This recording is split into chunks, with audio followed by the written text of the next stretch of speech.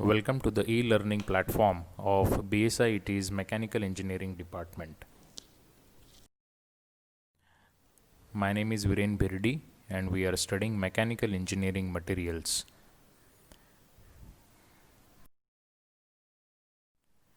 We'll be starting with unit number 5, that is non-metallic and advanced materials, carrying 12 marks in our syllabus. The learning outcomes of this particular video are, at the end of this video, you will be able to distinguish between metallic and non-metallic materials on the basis of given composition. So let's get started. Polymers. The word polymer is derived from two Greek words, poly and meros. Here poly means many and meros means units. म्हणजे काय की many units ज्या मटेरियलमध्ये भरपूर units आहेत अशा याला आपण पॉलिमर असं म्हणणार. आणि पॉलिमर हा शब्द पॉली आणि मिरोज या दोन ग्रीक वर्ड्सवरनं तयार केलेला आहे. The word polymer means many units joined together by a chemical reaction. एका केमिकल रिॲक्शननी हे जे भरपूर युनिट्स आहेत ते एकमेकाला जॉईन केले गेलेले आहेत. The process by which many monomers are joined is known as polymerization. जे सिंगल युनिट्स आहेत त्याला आपण मोनोमर असं म्हणणार. मोनो म्हणजे सिंगल आणि मिरोज. सो जे सिंगल युनिट्स आहेत ते ज्या केमिकल प्रोसेसने एकमेकांना जॉईन केले जातात त्या केमिकल प्रोसेसला पॉलिमरायझेशन असं म्हटलं जातं. Now if we see this polymer तर आपण एक ट्रेनचं एक्झाम्पल घेऊ शकतो ज्याच्यामध्ये वेगवेगळे डबे जे आहेत त्याला आपण मोनोमर असं म्हणणार आणि ते एका केमिकल रिॲक्शननी बांधले गेलेले आहेत किंवा जॉईन केले गेलेले आहेत आणि त्याची मग ही ट्रेन तयार झालेली आहे. So basically we can consider the whole train as a polymer and individual cars of the train as monomers. So these individual cars are nothing but the monomers of the entire train, which is nothing but a polymer. आणि हे monomers एकत्र join करण्याचं काम होतं ते म्हणजे पॉलिमरायझेशन या chemical रिॲक्शननी.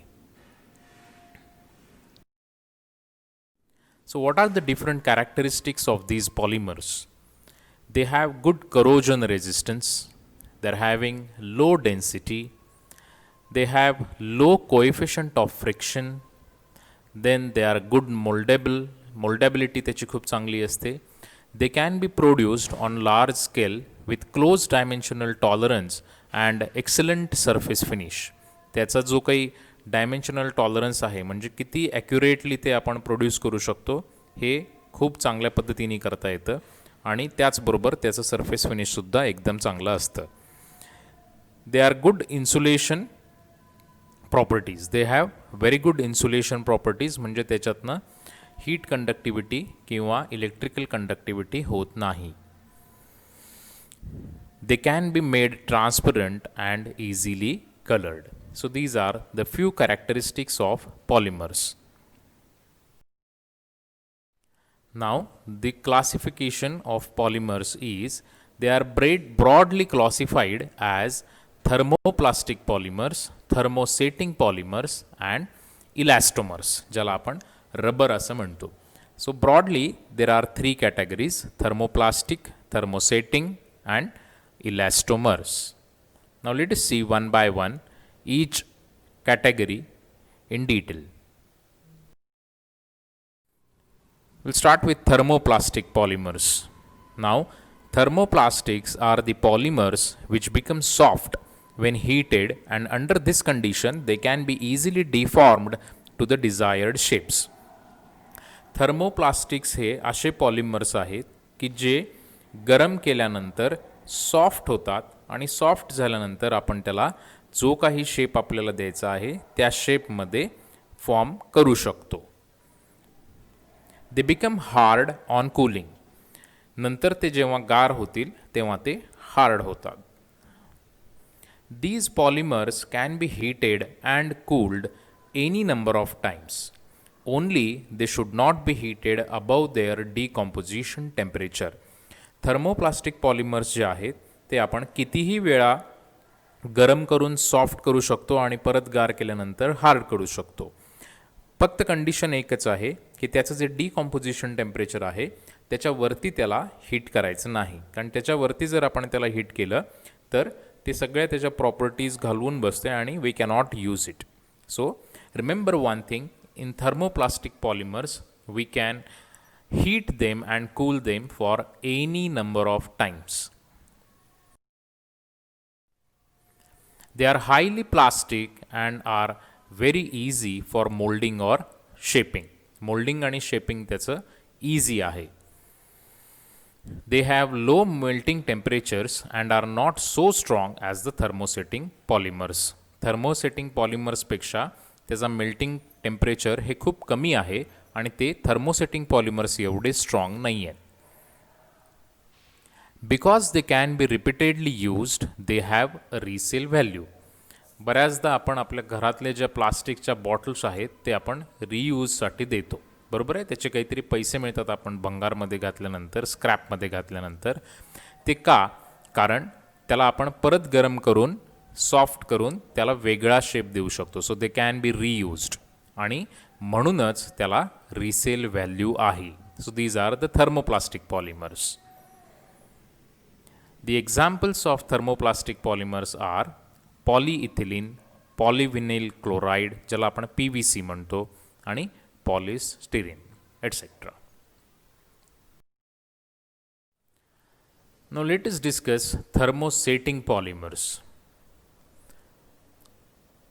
Now as against thermoplastics, thermosetting polymers become soft during their first heating and become very hard during cooling.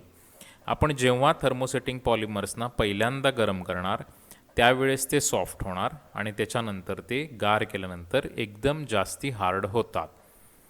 They do not soften during subsequent heating and rather become harder.